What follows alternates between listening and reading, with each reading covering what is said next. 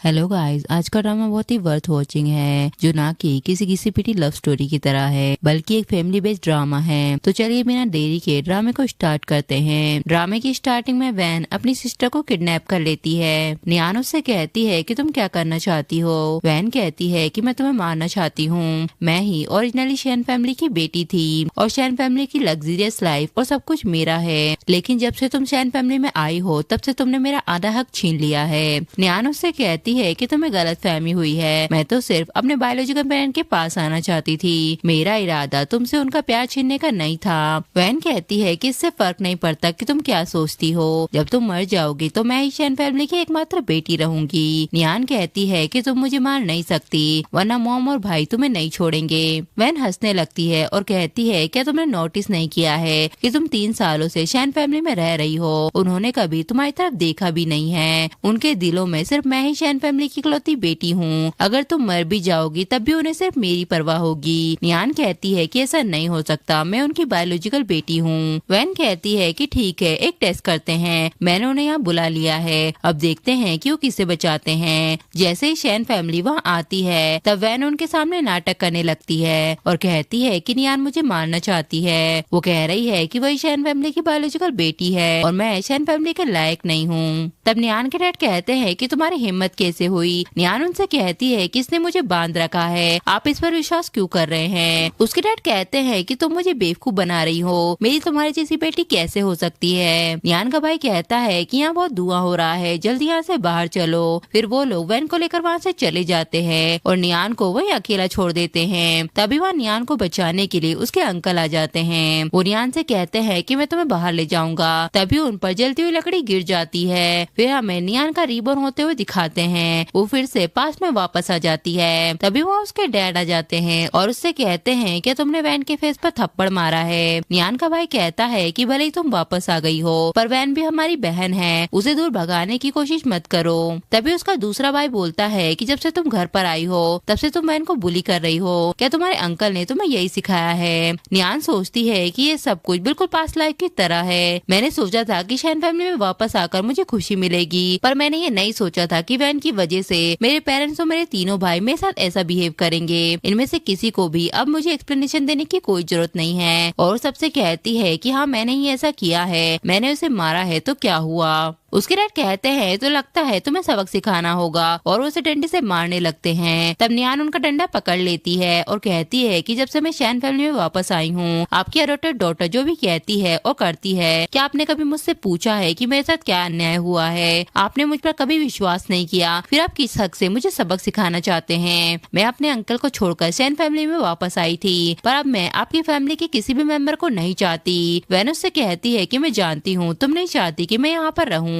अगर तुम्हें गुस्सा आ रहा है तो तुम मुझे मार लो। तब नियान उसे थप्पड़ मार देती है और कहती है कि अब मुझे शैन फैमिली में किसी भी चीज की कोई परवाह नहीं है, तुम्हें ये चाहिए तो इसे ले लो। आज से मेरा शैन फैमिली के साथ कोई लेना देना नहीं है। और वो वहाँ फैमिली फोटो को तोड़कर चली जाती है। रास्ते में उसके पेट में दर्द होने लगता है क्योंकि उसे शैन फैमिली में कभी भरपेट खाना नहीं मिला होता है, जिसकी वजह से उसे स्टमक प्रॉब्लम हो जाती है। तभी वहाँ उसके अंकल उसके पास आ जाते हैं। फ्लैशबैक में दिखाते हैं कि अनाथ आश्रय के डायरेक्टर मिस्टर पी को थैंक यू कहते हैं अनाथ आश्रय को सपोर्ट करने के लिए। तभी नियान आकर मिस्टर पी को हक कर लेती है। डायरेक्टर उनसे कहता है कि ये लड़की बहुत ही अकेली रहती है, इसने कभी भी किसी से बातचीत नहीं की। डॉक्टर ने कहा है कि इस बच्ची को फैमिली लव की जरूरत है, क्या आप इसे कुछ दिनों के लिए अपने साथ ले जा सकते हैं। तब मिस्टर पी उसे अपने साथ ले जाते हैं। इसके बाद जब नियान बड़ी हो जाती है तो मिस्टर पी उससे कहते हैं कि तुम्हारे पेरेंट्स तुम्हें लेने आए हैं। नियान उनके साथ जाने लगती है। तब मिस्टर पी उससे कहते हैं कि अगर तुम्हारे साथ कभी भी कुछ गलत हुआ तो मेरे पास वापस आना याद रखना। प्रेजेंट में वो कहते हैं कि तुम्हारी ऐसी हालत कैसे हो गई, क्या शैन फैमिली तुम्हें अच्छा ट्रीट नहीं करती है। नियान उन्हें हक कर लेती है और कहती है कि मैं शैन फैमिली में वापस नहीं जाना चाहती, मैं आपके साथ हमारे घर में जाना चाहती हूँ। तब मिस्टर पी कहते हैं कि ठीक है, मैं तुम्हें घर ले चलता हूँ। नियान अपने मन में कहती है कि इस दुनिया में सिर्फ मेरे अंकल ही मेरी फैमिली है। जहाँ तक शैन फैमिली की बात है तो उन्होंने जो मेरे साथ किया है मैं उसे अपनी लाइफ में कभी नहीं भूलूंगी। इसके बाद नियान का बड़ा भाई जिन घर पर आ जाता है। तब उसे बताया जाता है कि नियान ने वैन को पीटा है और वो इसे पीट कर घर से भाग गई है। दुष्ट मिस्टर पी नियान से कहते हैं कि अब तुम्हारे आगे की क्या प्लान है। नियान कहती है कि मेरे कॉलेज के एंट्रेंस एग्जाम इसी वीक में होने वाले हैं, मैं उस एग्जाम के लिए प्रिपरेशन करना चाहती हूँ। मिस्टर पी कहते हैं पर मैंने सुना है कि शायद फैमिली ने तुम्हें कॉलेज छोड़ने के लिए मजबूर किया था, तुम 1 साल से कॉलेज में नहीं गई हो, अब तो कॉलेज के एग्जाम होने में कुछ ही दिन बचे हैं। नियान कहती है कि मैं जानती हूँ कि आपको मेरी परवाह है, पर मुझे खुद पर कॉन्फिडेंस है कि इस बार मुझे एग्जाम में अच्छे नंबर मिलेंगे। और वो दिन रात एग्जाम के लिए प्रिपरेशन करने लगती है, जिसमें मिस्टर पी भी उसे सपोर्ट करते हैं। इसके बाद नियान के डैड वन से कहते हैं कि 2 दिनों में एंट्रेंस एग्जाम होने वाले हैं, तुम अच्छे से खाना खाओ। तब जीन कहता है कि अभी तक नियान की कोई खबर नहीं मिली है। ली कहता है कि उसकी परवाह मत करो, वो घर से भागकर हमें डराना चाहती है। वो सोचती है कि हम उसे मनाने के लिए उसके पीछे आएंगे। तब नियान का छोटा भाई कहता है कि हमें उसे अकेला छोड़ देना चाहिए, वो खुद ब खुद वापस आ जाएगी। जीन सोचता है पर उसका घर से भागने का क्या रीजन है। फिर वो मैट से कहता है कि नियान कहाँ पर रहती थी। मैट उसे बताती है कि मिस नियान घर के बेसमेंट में रहती थी, वहाँ पर बेड बिछाने के लिए भी जगह नहीं है, इसलिए वो हमेशा फ्लोर पर ही सोया करती थी। और वो जीन को उसका रूम दिखाती है और कहती है कि न सिर्फ वो जमीन पर सोती थी, बल्कि उन्हें खाने के लिए भी भरपेट खाना नहीं मिलता था।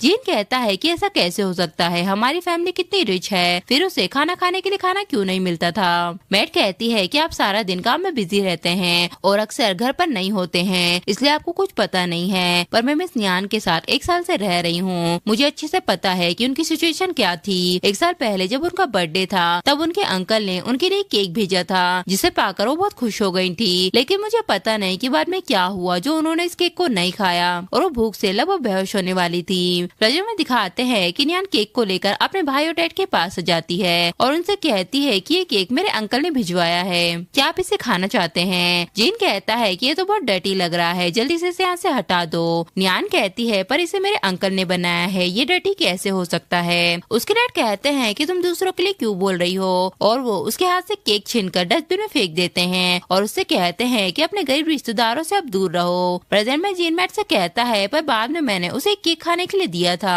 मैट कहती है पर उस केक में तो पीनट थी, मिस नियान को पीनट से एलर्जी है, पर मिस नियान उस केक को फेंकना नहीं चाहती थी क्योंकि वो केक आपने उन्हें दिया था, चाहे बाद में उसमें फफूंदी क्यों न लग गई हो। इसके बाद जीन उस केक को लेकर बैठा रहता है, तभी वहाँ वैन और ली भी आ जाते हैं। ली उनसे कहता है कि आज आप कंपनी में क्यों नहीं आए। जीन कहता है कि मैं नियान की न्यूज आने का वेट कर रहा था, वो कई दिनों से घर से दूर है। ली कहता है कि वो एक मनुष्य है, उसने वैन को मारा है, उसका तो घर से बाहर रहकर मर जाना ही बेहतर है। तब जीन उसे थप्पड़ मारता है और कहता है कि नियान भी हमारी सिस्टर है, दोबारा उसके बारे में ऐसी बातें मत करना वरना मुझे भाई मत कहना। इसके बाद नियान कॉलेज से इंटर एग्जाम का रिजल्ट लेने आती है। डायरेक्टर उसे बताते हैं कि तुमने एग्जाम में टॉप किया है, तुम्हें 750 में से 720 पॉइंट मिले हैं, आज तुम्हारे पेरेंट्स बहुत प्राउड फील करेंगे। नियान अपने अंकल को कॉल करती है और कहती है कि मेरे एग्जाम का रिजल्ट आ गया है, पर मेरे नंबर आपको 2 दिनों के बाद में होने वाली सेलिब्रेशन पार्टी में पता चल जाएंगे। और वो कार में बैठकर अपने घर जाने लगती है, तभी वहाँ लिया आकर उसे रोकता है और कहता है कि तुम बड़े भाई से हमारे बारे में शिकायत कर रही हो, वो भी उनकी सिंपैथी पाने के लिए। वैन कहती है कि तुम्हें दोनों भाइयों में लड़ाई नहीं करवानी चाहिए, क्या तुम जानती भी हो कि बड़े भाई ने ली को थप्पड़ मारा है। नियान कहती है तो अब पता चला कि तुम इसकी बातों पर विश्वास करके मुझसे बहस करने आए हो। ली कहता है कि वैन तुम्हारी जैसी नहीं है। नियान कहती है कि मुझे तुम्हें कोई सफाई नहीं देनी है, मैं यहाँ से जा रही हूँ। तभी उसके पेट में दर्द होने लगता है। ली उससे कहता है कि तुम मेरे सामने बीमार होने का नाटक क्यों कर रही हो, मैं तुम्हें बताना चाहता हूँ कि अगर तुम मर भी जाओगी तब भी मैं तुम्हारी तरफ देखूंगा भी नहीं। नियान कहती है कि आज मैंने शैन फैमिली के लिए बच्चा कुचा प्यार भी खो दिया है, दोबारा मेरे पास कभी मत आना, और वहाँ से जाने लगती है। तब ली उसे पकड़कर गिरा देता है और कहता है कि तुम्हें जरा भी तमीज नहीं है, तो मैं आज अपने पेरेंट के बिहाव पर तुम्हें तमीज सिखाऊंगा। तभी और मिस्टर पी आ जाते हैं और कहते हैं क्या तुम जिंदा रहकर थक गए हो जो मेरे लोगों को टच कर रहे हो। नियान वहाँ बेहोश हो जाती है। तभी वहाँ जीन भी आ जाता है। मिस्टर पी नियान को लेकर हॉस्पिटल चले जाते हैं। हॉस्पिटल में नर्स कहती है कि पेशेंट की फैमिली कौन है। जीन कहता है कि मैं उसका भाई हूँ। नर्स कहती है कि तुम कैसे भाई हो,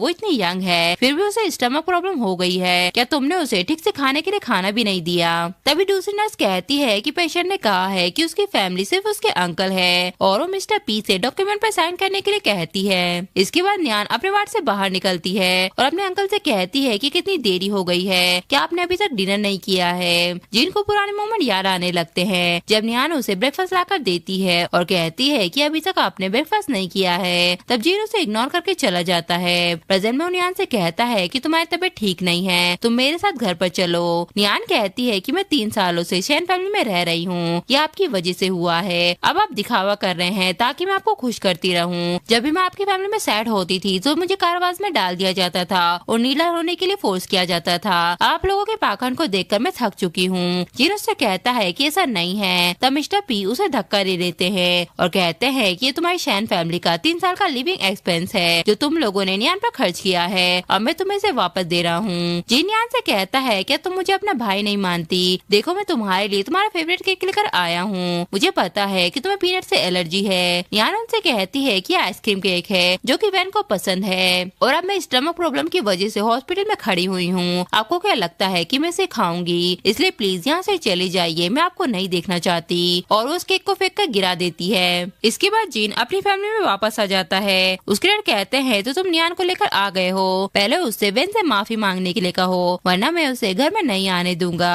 जीन उनसे कहता है कि न्यान ने घर में आने से मना कर दिया है। उसके डैड कहते हैं कि जब उसके पास पैसे खत्म हो जाएंगे तो खुद ब खुद घर पर वापस आ जाएगी। तब वैन केक को देखकर कहती है कि ये तो मेरा फेवरेट केक है, क्या आप ये मेरे लिए लाए हैं? जीन अपनी मॉम से कहता है कि न्यान 3 सालों से इस फैमिली में रह रही है, क्या आपको पता है कि उसे क्या खाना पसंद है? उसकी मॉम कहती है कि तुम ये मुझसे क्यों पूछ रहे हो? मैं हर दिन घर की छोटी बड़ी प्रॉब्लम को सॉल्व करती हूँ, मुझे उसकी पसंद का कैसे पता होगा? वैसे भी मैं हर दिन किचन में उसके लिए खाना बनाती थी। जीन कहता है क्या आपने उस रूम को देखा भी है जिसमें वो रहती थी? क्या आपको पता भी है कि वो बेसमेंट में रहती थी? भूख की वजह से उसे स्टमक प्रॉब्लम हो गई है। तब उसकी मॉम किचन के इंचार्ज को बुलाती है और उससे कहती है कि तुम मेरी बेटी के लिए किचन में कौन सा खाना बनाती हो? मैडो ने बताती है कि हम मिस वैन के लिए 3 टाइम का न्यूट्रिशन खाना बनाते हैं। न्यान की मॉम कहती है और न्यान के लिए क्या बनता था?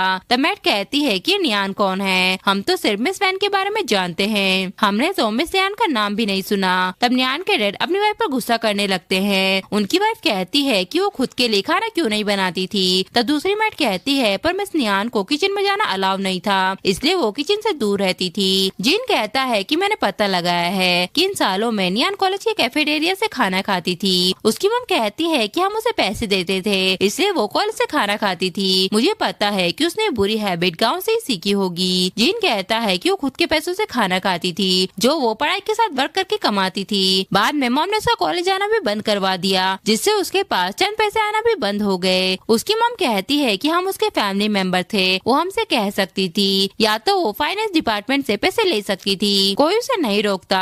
तब मैडो ने बताती है कि वो जब भी बीमार पड़ती थी तो वो फाइनेंस डिपार्टमेंट में जाती थी, ये उनकी पुरानी रिसिप्ट है। जिन कहता है कि ये कोई रिसिप्ट नहीं है बल्कि ये तो लोन है, वो भी सिर्फ कुछ डॉलर का। जिन अपनी मॉम से कहता है क्या नियान हमारी फैमिली की मेंबर थी या वो हमारी फैमिली की सर्वेंट थी। नियान के डैड अपनी वाइफ पर गुस्सा करने लगते हैं। वो कहते हैं कि हमारी फैमिली इतनी रिच है तब भी मेरी बेटी को कुछ पैसे भी नहीं मिलते थे, आखिर तुम कैसी मॉम हो? नियान की मॉम कहती है कि तुम कैसे फादर हो, तुमने उसे लिविंग एक्सपेंस क्यों नहीं दिया? तब जीन अपने पेरेंट्स से कहता है कि हमने कभी भी नियान की परवाह करने की पहल नहीं की है। मैं इमेजिन भी नहीं कर सकता कि उसने 3 साल यहाँ कैसे बिताए होंगे। मुझे अफसोस होता है कि मुझे जल्दी इन बातों का पता क्यों नहीं चला, वरना आज यहाँ तक बात नहीं पहुँचती।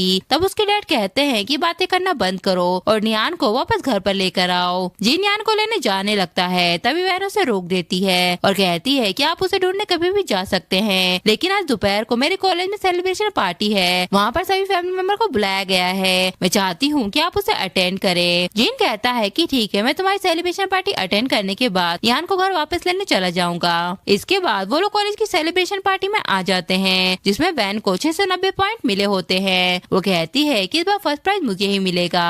नियान के डैड जिन से कहते हैं कि नियान घर पर आना नहीं चाहती है। जिन कहता है कि उसने मेरे कॉल का जवाब नहीं दिया है पर मैं सेलिब्रेशन पार्टी के खत्म होने के बाद खुद उसे लेने जाऊंगा। तब नियान की मम कहती है कि अगर वो नहीं आना चाहती है तो उसे मत आने दो, वैसे भी हमारे पास वैन जैसी होनहार बेटी है, वही हमारी फैमिली के लिए काफी है। तभी वह नियान अपने अंकल को लेकर आ जाती है और उनसे सीट पर जाकर बैठने के लिए कहती है। जिन नियान से कहता है कि हमें पता है कि तुमने हमारी फैमिली में कितना सफर किया है, अब मॉम डैड भी तुम्हें घर पर वापस लाना चाहते हैं। नियान कहती है तो फिर आप मुझे लेने क्यों नहीं आए? क्या ऐसा इसलिए है कि पहले आप वैन की सेलिब्रेशन पार्टी को अटेंड करना चाहते थे, फिर बाद में मेरे पास आना चाहते थे? आप लोगों की आंखों में सिर्फ वैन ही हमेशा पहले नंबर पर है और मैं हमेशा उसके पीछे रहूंगी। वैसे भी आज मैं यहाँ कॉलेज के एंट्रेंस एग्जाम की पार्टी अटेंड करने आई हूँ। उसकी मम चौंक जाती है और कहती है क्या तुमने भी एग्जाम दिए हैं? तब मैट कहती है कि ना सिर्फ उन्होंने एग्जाम दिए हैं बल्कि मिस नियान भी मिस वैन के कॉलेज में पढ़ती हैं। नियान की मम कहती है पर मैंने तो इसे कभी कॉलेज में नहीं देखा।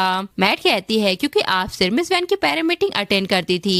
नियान की मम कहती है कि वो इसलिए क्योंकि वैन हमेशा एग्जाम में अच्छा परफॉर्म करती है, ना कि नियान की तरह मुझे एम्बेरस करती है। तभी उसके डैड कहते हैं कि तुम्हारी मम बिल्कुल सही कह रही है, तुम हमें पास चलाने के लिए ब्लेम नहीं कर सकती।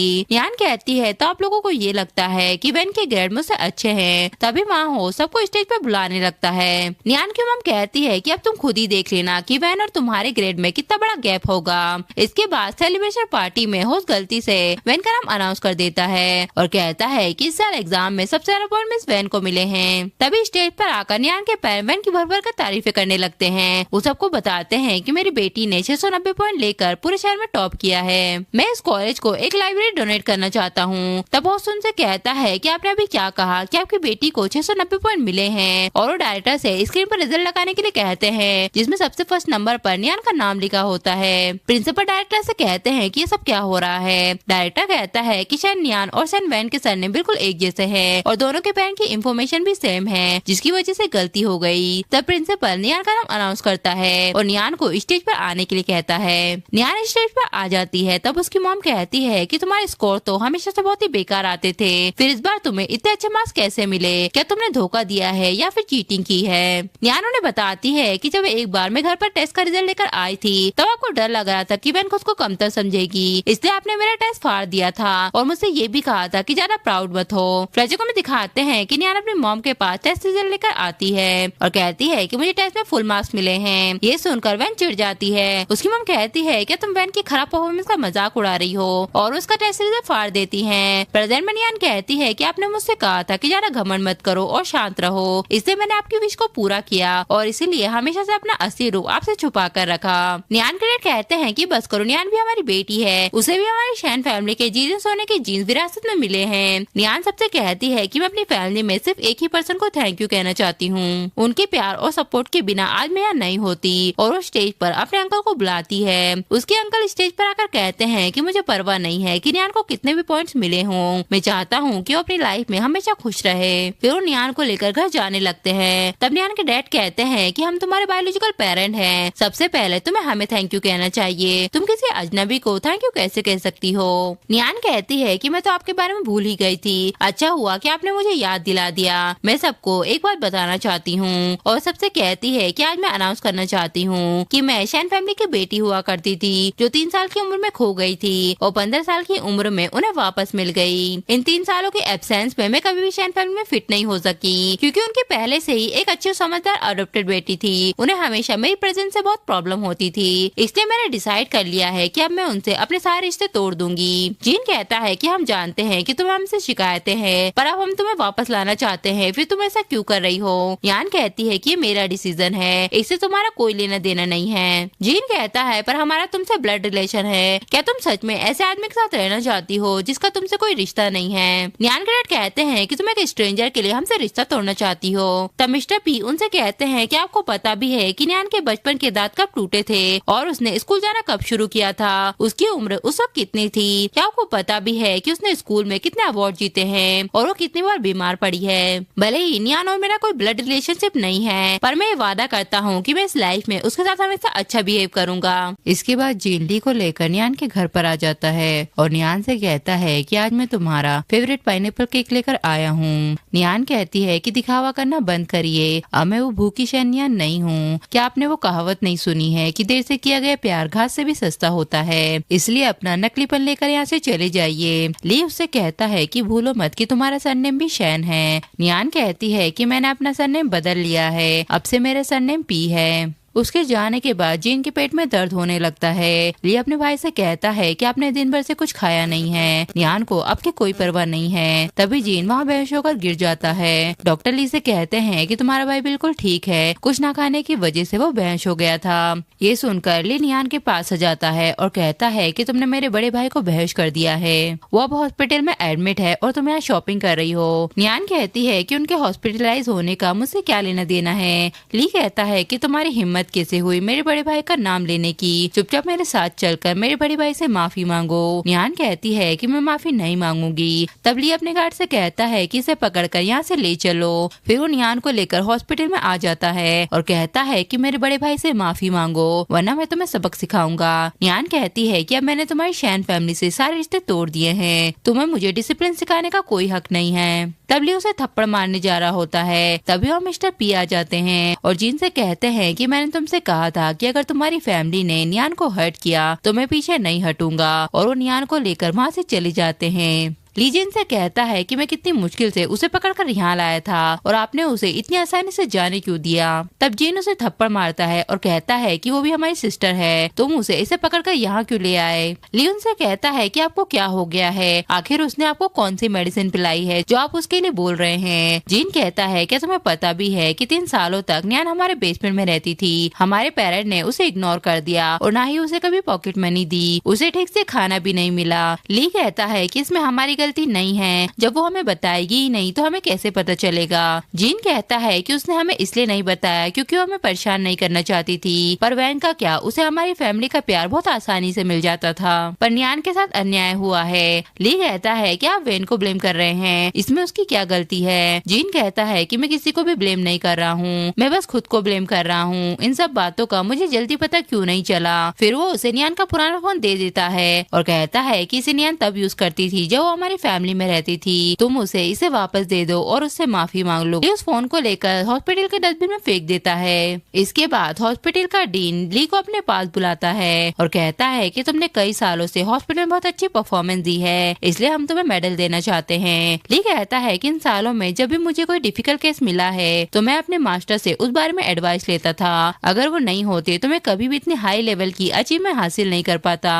हम दोनों हमेशा फोन पर ही डिस्कस किया करते थे, हमने एक दूसरे को कभी नहीं देखा है। वो अपनी आइडेंटिटी को एक्सपोज नहीं करना चाहते क्योंकि इससे उनकी फैमिली को नुकसान पहुंच सकता है। डीन कहता है कि यह अवार्ड तुम्हारे लिए बहुत इम्पोर्टेंट है, इस मौके पर तुम अपने मास्टर को आने के लिए इनवाइट कर सकते हो, शायद इस बार वो तुम्हारी बात मान ले। ली अपने मास्टर को मैसेज करता है और कहता है कि मैं आपसे मिलना चाहता हूँ। तब वो मैसेज नियान के पास आ जाते हैं। वो अपने अंकल को बताती है कि 3 साल पहले मैंने एक टीचर के रूप में नौकरी की थी, एक आदमी है जो मेडिकल फील्ड में बहुत टैलेंटेड है, हमने कई सालों से फोन पर कॉन्टेक्ट बनाए रखा, उसे जब भी कोई प्रॉब्लम होती थी तो मुझसे एडवाइस लेता था। अब उसे मेडिकल फील्ड में अवार्ड मिलने वाला है, इसलिए वो मुझसे मिलना चाहता है। मिस्टर पी कहते हैं तो क्या तुम मुझसे मिलना नहीं चाहती। नियान कहती है कि ऐसा नहीं है, 3 साल पहले मैं शैन फैमिली में रहती थी, इसलिए मैं एक्सपोज होने से डरती थी ताकि मेरी फैमिली को बुरा न लग जाए। मिस्टर पी कहते हैं कि हाँ, उन्हें क्या पता कि तुम्हें इंटरनेशनल मेडिकल कंपटीशन में गोल्ड मेडल मिला है और तुम इंटरनेशनल हैकर की लिस्ट में भी हो। नियान कहती है तो आप चाहते हैं कि मैं उससे मिलूं। मिस्टर पी कहते हैं कि मुझे खुशी मिलेगी कि एक और इंसान का प्यार तुम्हें मिलेगा। तब नियान ली को कैफे में मिलने का मैसेज करती है। जब नियान कॉफी शॉप में आती है तब वो ली को बैठा हुआ देखकर चौंक जाती है और कहती है क्या ये मेरा स्टूडेंट है, मैंने कभी नहीं सोचा था कि मैं जिस स्टूडेंट को इतने मन से पढ़ाती थी वो मेरा भाई निकलेगा जो चाहता है कि मैं मर जाऊं, और वहाँ से जाने लगती है। तभी ली उससे कहता है कि तुम यहाँ क्या कर रही हो, मैं जानता हूँ कि शैन फैमिली में तुम्हारे साथ ठीक नहीं हुआ है, पर तुम्हारा मेरे बड़े भाई पे गुस्सा करने का कोई हक नहीं है, वो तुम्हारी कितनी परवाह करते हैं और तुम एक भी दिन उनसे मिलने नहीं आई। नियान कहती है कि मैं तुम्हारी शैन फैमिली से रिश्ता तोड़ चुकी हूँ, चाहे तुम्हारी फैमिली में से किसी को भी कुछ क्यों ना हो जाए, मेरा इससे कोई लेना देना नहीं है। ली कहता है कि ठीक है, मुझे भी तुम्हारे जैसे लोगों से कोई लेना देना नहीं है, और अपने मास्टर को कॉल करने लगता है। तभी वहाँ नियान का फोन बजने लगता है। ली उससे कहता है कि मैंने अपने मास्टर को कॉल किया, फिर तुम्हारा फोन क्यों बज रहा है। नियान कहती है क्योंकि जिस स्टूडेंट को मैं इतने मन से पढ़ाती थी वो मिस्टर से शैन ही निकले जो हमेशा चाहते थे कि मैं मर जाऊं।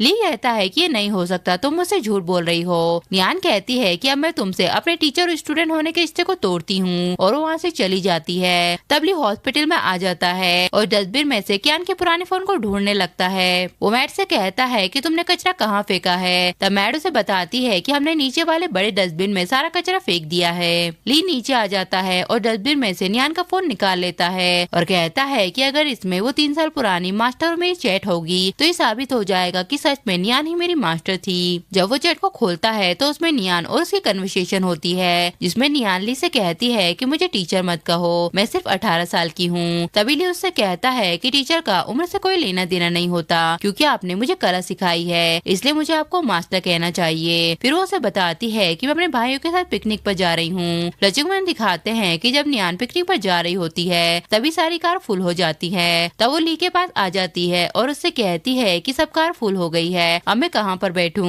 ली उससे कहता है कि मेरी कार में भी जगह नहीं है, तुम घर पर रहकर मेरा इंतजार करो, और वो वहाँ से चला जाता है। पर नियान इस बात को उसे छुपा लेती है और कहती है कि मेरा दिन बहुत ही खुशी का गया, हमारी पूरी फैमिली ने अपने पिकनिक पर बहुत मजा किया, मेरे दूसरे भाई ने मेरे खाने के लिए डिश भी बनाई, वो एक डॉक्टर है जो लोगों की जान बचाता है। फ्लैशबैक में दिखाते हैं कि नियान टिफिन लेकर हॉस्पिटल में ली से मिलने आती है। नर्स उससे कहती है कि बाहर बहुत तेज बारिश हो रही थी इसलिए मैं इसे अंदर ले आई, ये आपकी छोटी बहन है ना। ली कहता है कि ये मेरी बेबी सिस्टर है ना कि मेरी सिस्टर है, और इस तरह के बेकार लोगों को दोबारा हॉस्पिटल में मत लाना।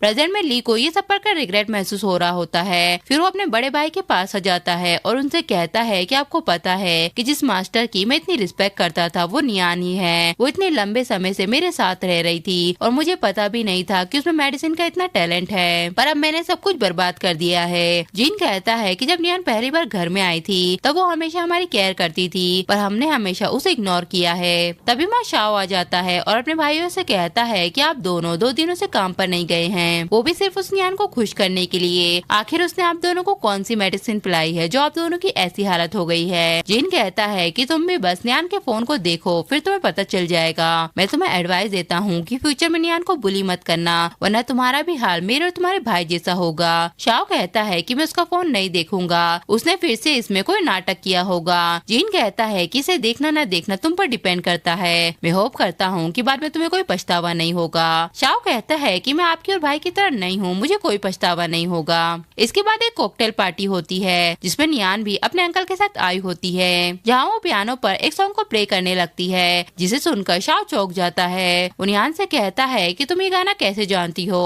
लचकों में दिखाते हैं कि शाओ डिप्रेशन में चला जाता है। डॉक्टर कहते हैं कि इसे मेडिसिन से ठीक नहीं हो सकता है, इसे खुद से इससे बाहर आना होगा।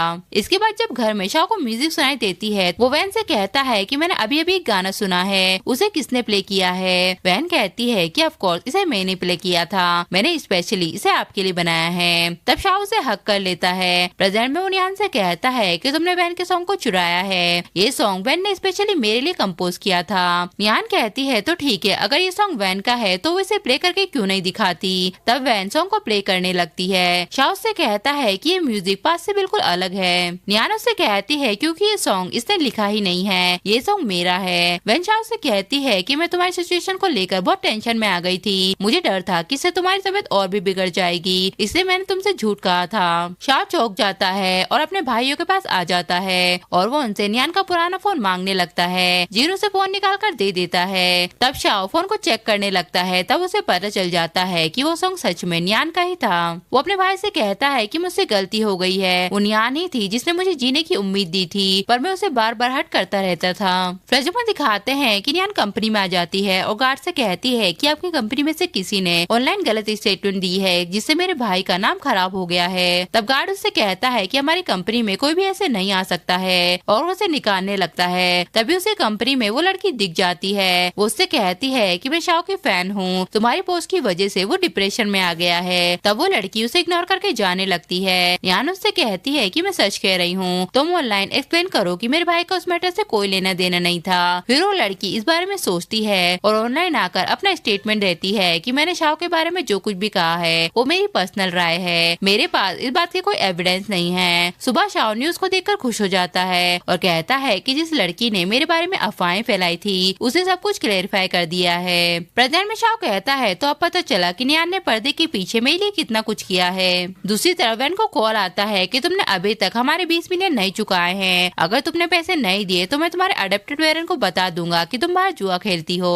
नियान कहती है कि मैं अपने पेरेंट को ये पता नहीं चलने दे सकती कि घर में पैसे मैं ही चुराती हूँ। फिर वो लॉकर को खोलकर ज्वेलरी चुराने लगती है। तभी वो नियान की मॉम आ जाती है और उसे चोरी करते हुए पकड़ लेती है और कहती है तो तुम मेरा नेकलेस चुरा रही थी, अब मैं तुम्हारे डैड को इस बारे में बता दूंगी। वैन कहती है कि प्लीज डैड को कुछ मत बताइए वरना वो मुझे घर से निकाल देंगे। फिर धक्का मुक्की में नियान की मॉम सीढ़ियों से गिर जाती है। डॉक्टर उन्हें बताते हैं कि पेशेंट के सर पर चोट लगी है जिसकी वजह से वो अभी कोमा में चली गई हैं। हमें नहीं पता कि वो कब होश में आएंगी। नियान के डैड कहते हैं कि नियान कहाँ पर है, क्या अब भी वो गुस्से में है, उससे कहो कि उसकी मॉम डेंजर में है, यहाँ आकर उसका ख्याल रखे। इसके बाद नियान की मॉम को होश आ जाता है पर वो ठीक से बोल नहीं पा रही होती है। वो अपने बेटे से कहती है कि मैं नियान से मिलना चाहती हूँ। तब तीनों भाई मिस्टर पी के पास आ जाते हैं और कहते हैं कि हमारी मॉम का एक्सीडेंट हो गया है इसलिए हम नियान को वापस ले जाने आए हैं। मिस्टर पी कहते हैं कि नियान के साथ तुम्हारी फैमिली में बहुत इनजस्टिस हुए हैं, फिर अब तुम उससे प्यार की बातें क्यों करना चाहते हो। जिन कहता है कि हम तो बस चाहते हैं कि वो अपनी मॉम से मिले, आप इसे इतना डिफिकल्ट क्यों बना रहे हैं। तभी वो नियान आ जाती है और कहती है कि इसमें अंकल का कोई दोष नहीं है बल्कि मैं ही हूँ जो उनसे मिलना नहीं चाहती, पर अब मैंने अपना माइंड चेंज कर लिया है, मैं तुम्हारे साथ हॉस्पिटल में चलूंगी। इसके बाद नियान हॉस्पिटल में उन लोगों के साथ आ जाती है और कहती है कि आज मैं यहाँ सबको कुछ सच्चाई बताने आई हूँ। 13 साल पहले मेरे डैड ने ही मुझे पर्सनली अनाथ आश्रम में भेजा था और 1 महीने बाद वो अपनी गोद ली बेटी को घर पर ले आए थे। मेरे डैड ने 13 सालों से कई बार सेमेट्री के चक्कर लगाए हैं, वो भी अपनी लवर की याद में। जीन कहता है कि तुम क्या कहना चाहती हो, क्या वैन एक मिस्ट्रेस की बेटी थी। नियान कहती है कि बिल्कुल ठीक कहा, वो मेरे डैड और उनकी मिस्ट्रेस की बेटी है और वो सबको एविडेंस दिखाती है और कहती है कि आपके प्रीवियस मैटर का मुझसे क्या लेना देना था, मुझे ही सबकी नफरत क्यों झेलनी पड़ी, लेकिन इससे फर्क नहीं पड़ता है, अब ये सब एंड होने वाला है। और वहाँ लॉयर को बुला लेती है। लॉयर कहता है कि ये डॉक्यूमेंट पी ग्रुप में बने हैं, अब मिस नियान का शैन फैमिली से कोई लेना देना नहीं है, आपको इस पर साइन करना होगा। नियान वहाँ से चली जाती है। तब नियान के डैड के पास कॉल आता है कि मिस्टर पी ने आपके साथ सारे कॉपरेशन कैंसिल कर दिए हैं और कंपनी के 90% पार्टनर भी आपके साथ कॉपरेशन कैंसिल कर रहे हैं। उसके डैड कहते हैं कि अचानक पी ग्रुप हमें टारगेट क्यों कर रहा है। जीन कहता है कि मुझे लगता है कि जिसने नियान को अडॉप्ट किया है वो भी पी ग्रुप में काम करता है। नियान के डैड कहते हैं कि कोई बात नहीं, 3 दिनों में ज्वेलरी डिजाइन कंपटीशन होने वाला है। फिर वो वैन से कहते हैं कि वो चाहता हूँ कि तुम अपने डिजाइन से शैन फैमिली को वापस ऊपर ले जाओ। इसके बाद डिजाइनिंग ज्वेलरी कंपटीशन में सब अपने डिजाइन को सबके सामने रिप्रेजेंट करते हैं, जहाँ वैन अपनी हार्ट ऑफ ओशन की डिजाइन को इंट्रोड्यूस करती है। सबसे लास्ट में नियान का नंबर आता है। वो सबको बताती है कि ज्वेलरी डिजाइन तो सिर्फ एक दिखावा है, मेन तो उसकी क्वालिटी होती है। पर मिस्टर शैन की ज्वेलरी अमेरिका के उत्तरी खदानों में बनी है, जहाँ की खदानों में कुछ गड़बड़ी है। वैन कहती है कि हमारी कंपनी ने लोगों को साइट का इंस्पेक्शन करने भेजा है ताकि वहाँ कोई भूसंकलन और बाढ़ न आ जाए, खदान में कोई भी गड़बड़ नहीं है। नियान कहती है क्या तुमने सुना नहीं है कि जल्दी बाढ़ आने वाली है, चलो मैं तुम्हें एविडेंस दिखाती हूँ। तभी स्क्रीन पर वैन और उसके डैड का वीडियो चलने लगता है। वैन अपने डैड से कहती है कि मैंने सुना है मौसम जल्दी खराब होने वाला है, अगर इन्वेस्टर को इस बारे में पता चल गया कि खदानों में इसका बुरा असर पड़ेगा तो क्या होगा। उसके डैड कहते हैं कि उन्होंने हमारी कंपनी में इन्वेस्ट किया है, अब कुछ भी होता है तो इन्हें इसे बर्दाश्त करना होगा। नियान के डैड को गुस्सा आ जाता है। वो कहते हैं कि तुम्हें ये वीडियो कहाँ से मिली। सारे इन्वेस्टर नियान के डैड पर गुस्सा करने लगते हैं और उनके साथ कोऑपरेशन करने से मना कर देते हैं। नियान अपने डैड से कहती है कि जो बेटी आपने अपने लिए चूज की थी वो इतनी भी अच्छी नहीं है। जिन नियान से कहता है कि अब मेरी मॉम डैड से अलग हो गई है, वो जानती है कि तुम्हारे साथ गलत हुआ है, क्या तुम हमारे साथ घर चल सकती हो। नियान कहती है कि ठीक है, मैं पी ग्रुप को तुम्हारी हेल्प करने के लिए कहूंगी, पर तुम्हें शैन ग्रुप को गिराना होगा। वैसे भी तुम्हारे डैड ने तुम्हारी मॉम की जिंदगी बर्बाद कर दी है, क्या तुम उनसे बदला नहीं लेना चाहते। जिन उससे कहता है कि ठीक है, मैं तुमसे अग्री हूँ। नियान को गुस्सा आ जाता है। वो कहती है तो तुम इसे फादर और बेटी का लव कहते हो। जीन कहता है कि मॉम की तबीयत अभी ठीक नहीं है, मुझे अपनी फैमिली के लिए खड़ा होना होगा और उसे सपोर्ट करना होगा। नियान कहती है कि मेरे सामने फैमिली लव का ड्रामा करना बंद करो, मैंने पहले ही कहा था कि मैं शैन फैमिली में से किसी को भी नहीं चाहती हूँ। इसके बाद नियान घर पर आकर ड्रिंक करने लगती है। उसके अंकल कहते हैं कि तुम इतनी अपसेट क्यों हो। नियान कहती है कि मुझे अफसोस हो रहा है कि शैन फैमिली कितनी बुरी है और मैंने अपनी पिछली लाइफ में उन्हें खुश करने के लिए कितनी कोशिश की थी, पर वो इसके लायक नहीं थे। फिर वो अपने अंकल से कहती है कि अगर फ्यूचर में आप किसी से शादी करेंगे तो क्या आप तब भी हमेशा मेरे साथ रहेंगे। मिस्टर पी कहते हैं कि चाहे कुछ भी हो जाए मैं हमेशा तुम्हारे साथ रहूंगा।